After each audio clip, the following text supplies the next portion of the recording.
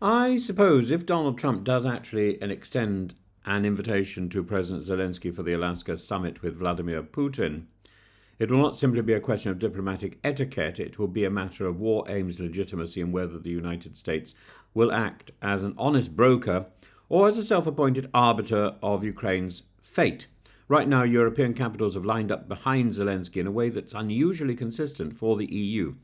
London, Paris, Berlin, Rome, Warsaw, Helsinki and Brussels have all issued a blunt statement. No borders altered by force, no peace without Ukraine at the table, no settlement that rewards aggression. That message was crafted to cut through the fog of Washington trial balloons about land swaps, a phrase that in Ukraine is heard as a code for territorial surrender.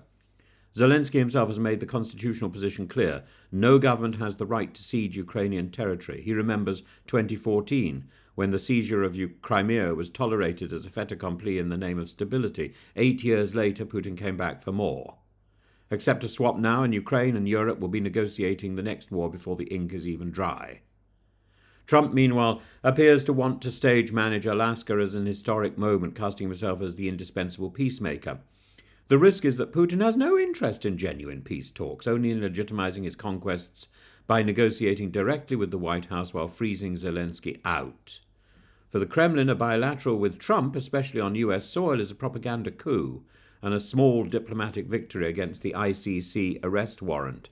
The swapping of territories Trump has floated is problematic on several counts. First, Ukraine holds no Russian territory, so the swap would in practice be a one-way concession. Second, the Donbass and Crimea are not poker chips. They are inhabited by millions of Ukrainians, many of whom have suffered repression, deportations and military rule, and soldiers have fought to save them. To treat them as bargaining tokens is to erase their rights and consent and the history of the last couple of years. Third, it ignores the security guarantees Ukraine insists on. Without NATO membership or an ironclad equivalent, any ceasefire becomes simply an operational pause for Moscow. The Europeans, aware of this, has floated a counter-proposal. Ceasefire first, security guarantees in place, then talks on a political settlement.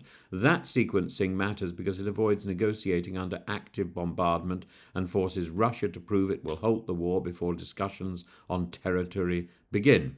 The UK has played host to these pre-Alaska strategy sessions, and with Foreign Secretary David Lammy meeting Zelensky's Chief of Staff Andrei Yermak and Defense Minister Rustem Umerov alongside US Vice President J.D. Vance. And the message emerging from Chevening is that unity is the only defense against a bad deal, and that unity includes keeping Ukraine physically present in the room.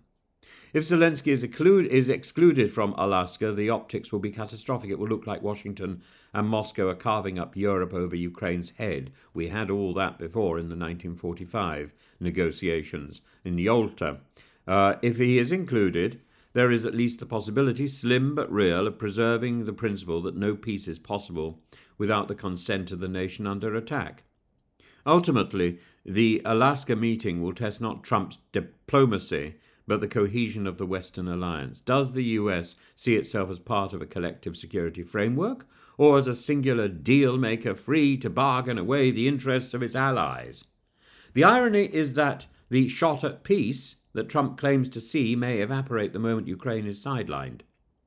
Any agreement that emerges from such a process would be what Zelensky calls a dead decision, stillborn, unenforceable, and a prelude to more bloodshed.